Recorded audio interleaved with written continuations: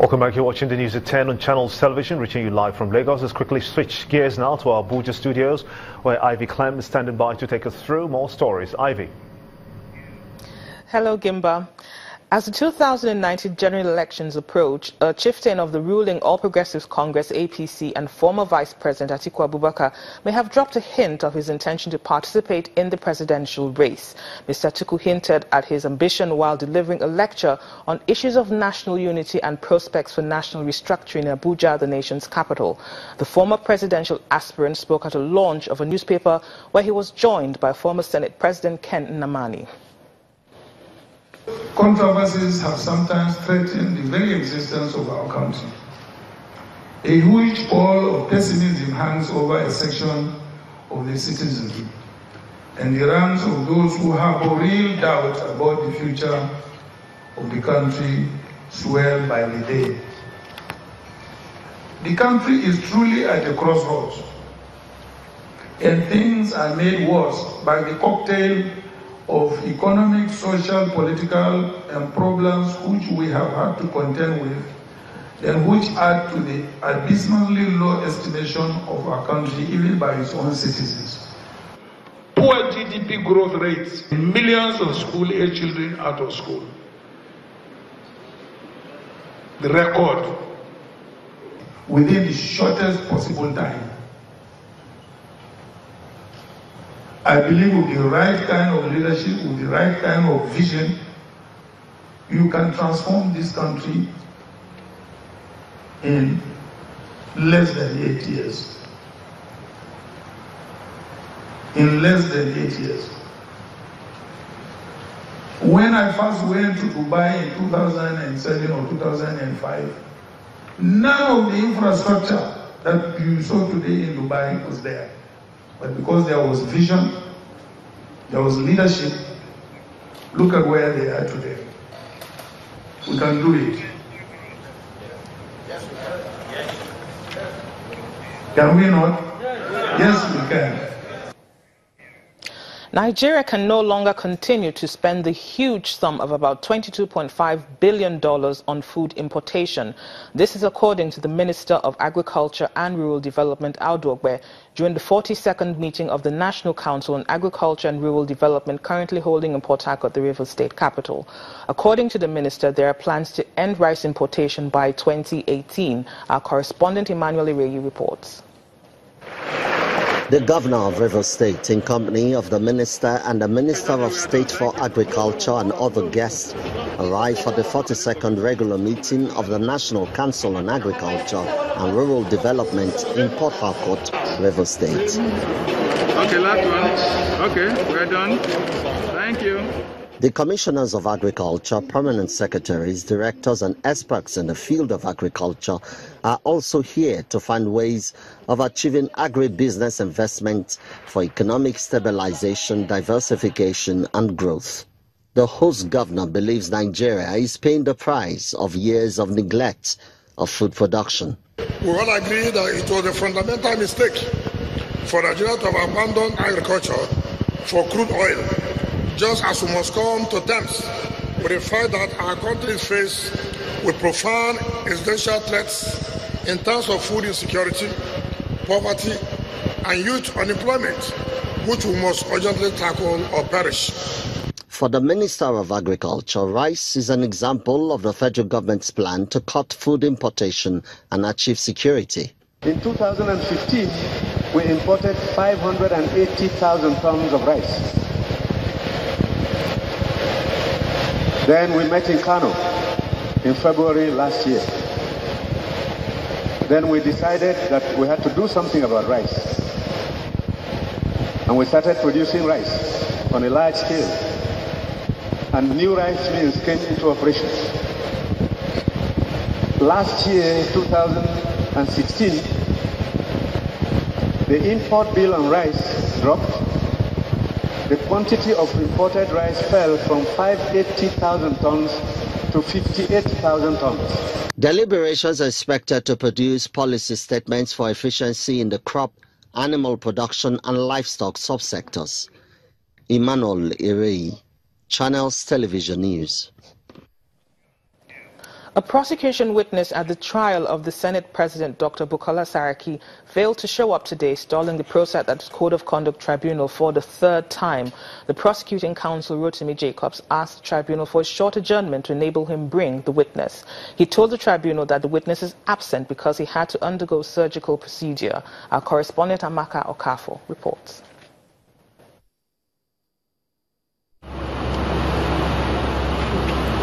There was nothing unusual about the arrival of the Senate President.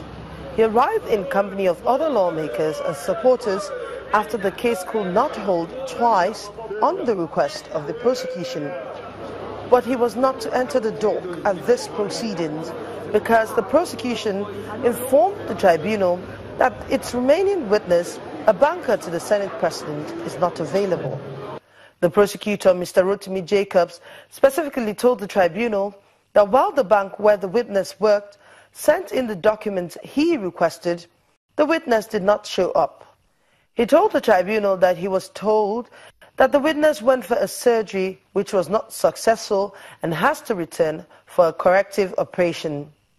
Reacting to the submission of the prosecutor, counsel to the Senate President, Mr. Paul Erukoro, said that the move is an indication that the prosecution has run out of options, as such it should close its case or the case be dismissed. Here you are, 4 adjournments to enable them to produce witnesses that have had several years to prepare, and they're still not ready. I mean, when you should have plan A, plan B, C, D, and so on, so that if one witness is not available, somebody else can. But we let them take as much time as they like, but let them just stop deceiving the public that is the defendant that's delaying the proceedings. As you yourselves can see now, it's clearly the government is not ready. But the prosecutor defended his position while promising that he will do everything possible to bring the witness to the tribunal. The evidence of his account officer is very crucial to our case. And we called him, he was supposed to come, but he refused to come.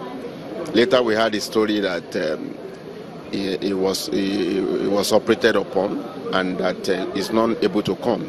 And then we approached again and communicated today's day to them, only for them to inform me yesterday that the man was that he has not fully recovered from the operation and that there is no way he can come to Abuja. So I had no option than to obtain an order of court to compare the appearance of that person. The case has been adjourned to the 3rd of May 2017 for continuation. Amaka Okafo, Channels Television News. And that's it from Abuja. We'll hand over to Anwar for business news.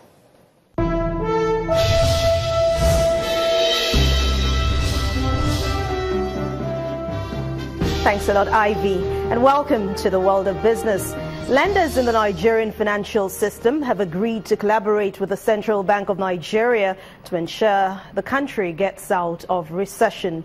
This resolve was explained at a media briefing after the 32nd Bankers Committee meeting today in Lagos. Latest efforts to fish out fraudsters in the banking system were also discussed. In order to boost confidence further, that's why we have this window that will enable them coming with their. It is going to improve the inflow of forex in the economy. So that's another thing. The important thing is, as I say, ultimately the economy, and the Bankers Committee also emphasized the initiative that we talked about the last time that we met. The issue of financing agri and SMEs using 5% of the bank's PAT. The Nigerian Stock Exchange played host to CNN international business correspondent and anchor Richard Quest today as he closed the market sounding the gong. The broadcaster, known for his high sense of humor, did not hold back from interacting with the traders on the floor.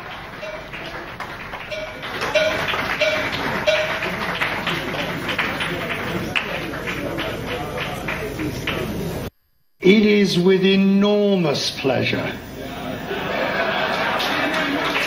that I am here today to take part in this ceremony. You know, we are going to, in just about 3 hours from now, we are going to present Quest Express live from Lagos. And we're going to open the program with the closing of the Nigerian Stock Exchange gong. And talking about the Nigerian Stock Exchange, demand for key banking and oil and gas stocks drove equities today, and analysts are anticipating a very positive close for the month in tomorrow's session. Bisi Adebayo tells us more.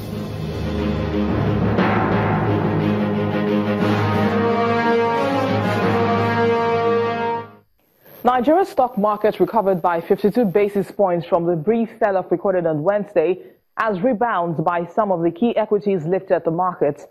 The recovery follows a positive market breadth of 22 gainers, led in the top 3 position by livestock feeds, Stanbic IBTC and Nascon, against 15 losers, which were led by Unilever, Lafarge Africa and Continental Insurance. Compared with the last 3 sessions, total volume of shares traded today was higher at 371.76 million in 3,627 deals for 2.8 billion naira. Access Bank, which today released better than expected first quarter results, was the major contributor to overall turnover, followed by Fidelity and GT Bank. And that ends the stock market reports. I am Bisi Adebayo.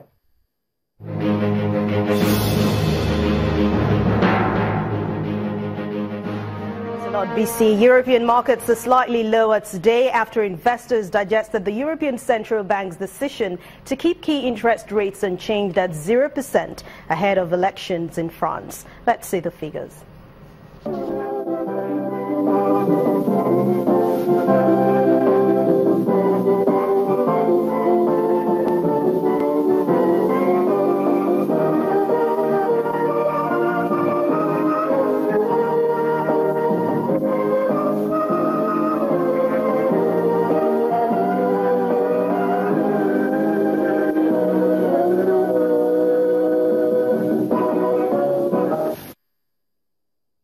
Thanks a lot for watching Business News Tonight. I'm Anne Nwawodo. The rest of the news at 10 continues with Gimba. Africa's richest man, Alhaji Aliko Dangote, has been named the 2017 recipient of the Malaria No More Global Leadership Award. The event, which took place in New York in the United States, was attended by dignitaries from across the world, all committed to eradicating the scourge of malaria in the world. The organizers say that Alhaji Dangote was honored for his role in fighting the spread of the disease in Africa and in particular Nigeria through his contributions to the Save 1 Million Lives in Nigeria initiative.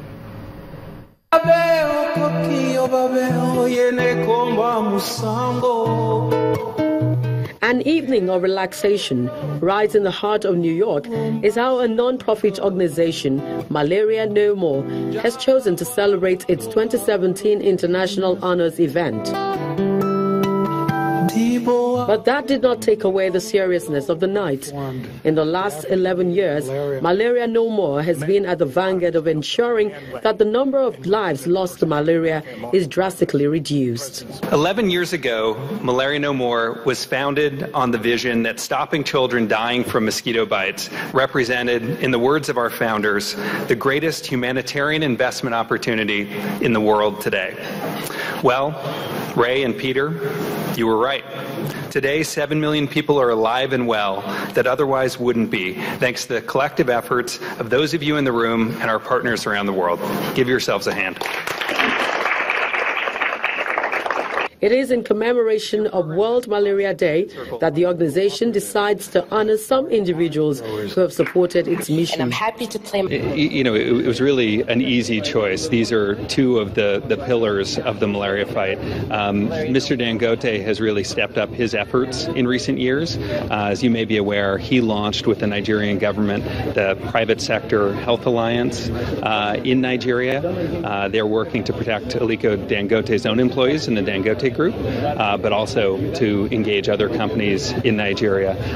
Africa's top philanthropist, Aliko Dangote, bags the Global Leadership Award, while former U.S. war veteran Tim Zema receives the U.S. Leadership Award. Alhaji Dangote's award is received by the CEO of the Dangote Foundation, Zuera Yusufu. If you look at the data that we have, I mean, we're already down to the prevalence is already down 35%. That's a huge amount. So, of course, we still have 150,000 people who die every year, but that's down from 450,000 million people. So we're really making progress, and the numbers are coming down. Although the journey to eradicating malaria completely is still on, Malaria No More is optimistic that with more support from well-meaning individuals, winning the war against humanity's oldest and deadliest disease will be made a lot easier. Malaria No More.